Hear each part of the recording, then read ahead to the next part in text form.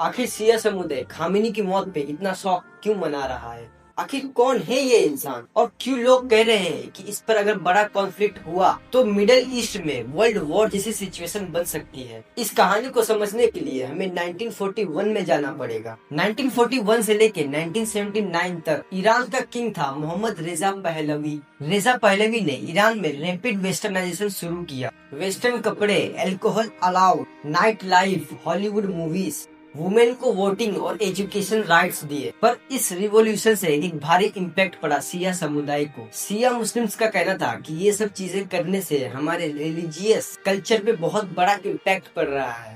Urban youth को ये नया ईरान पसंद आया, लेकिन रूरल और रिलीजियस लोगों को लगा ये हमारी इस्लामिक पहचान खत्म कर रहा है। इसी दौरान एक नाम उभर कर आता है, आयतुल्लाह रूहुल्लाह खोमेनी। आयतुल्लाह का मतलब होता है अल्लाह की निशानी। ये शिया मुस्लिम्स में एक हाई लेवल का रिलीजियस स्कॉलर का टाइटल है। खोमेनी ने रेजा को ओपनली चैलेंज किया। खोमेनी ने रेजा को यूएसए का पपेट कहा, वेस्टर्नाइजेशन को इस्लाम के खिलाफ बताया। रिजल्ट, रेजा ने खोमेनी को जेल किया और फिर एग्जाइल में भेज दिया। पर खोमेनी एग्जाइल में रहकर भी audio messages, speeches, religious networks, उनकी कैसेट रिकॉर्डिंग्स ईरान में छुप छुप कर फैलने लगी। और खोमेनी के इन सब चीजों से शिया मुस्लिम्स बहुत एक्टिव हो गए अपने रिलीजियस मैटर्स को लेकर। और 1978 में शिया मुस्लिम्स बहुत ज्यादा भड़क गए और प्रोटेस्ट करना चालू किया। और प्रोटेस्ट इतना तगड़ा था कि रेजा पहलवी ने फायरिंग करने का परमिशन दे दिया शिया मुस्लिम्स पर। और फिर फायरिंग के दौरान बहुत सारे प्रोटेस्टर्स मारे गए और फिर शिया मुस्लिम्स और ज्यादा भड़क गए। वो कहने लगे कि ये तो शिया मुस्लिम्स को ही खत्म करना चाह रहा है। और ये प्रोटेस्ट बहुत ज्यादा ही आगे जाके बढ़ जाता है, जिससे रेजा पहलवी की जान भी बहुत ज्यादा खतरे में थी।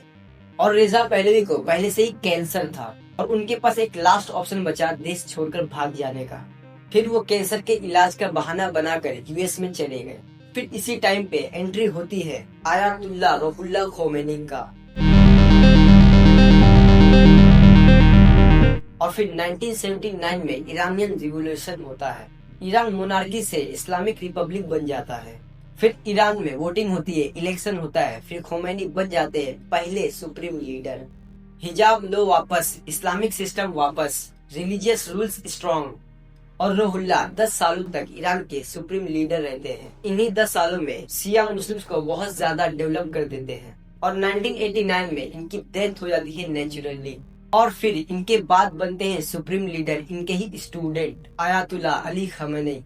حالا غیر از اینکه خود من حقیقتا لایق این مقام نیستم و این رو بنده میدونم، شاید آقایونم میدونید. 1989 से उन्होंने ईरान की पॉलिसी, मिलिट्री और न्यूक्लियर डायरेक्शन कंट्रोल की।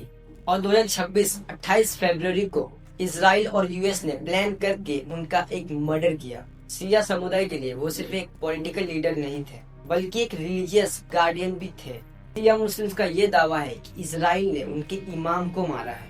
वो मांग कर रहे हैं इसका रिवेंज। ईरान ने भी साफ साफ कह दिया है कि हम या तो मरेंगे या तो मारेंगे।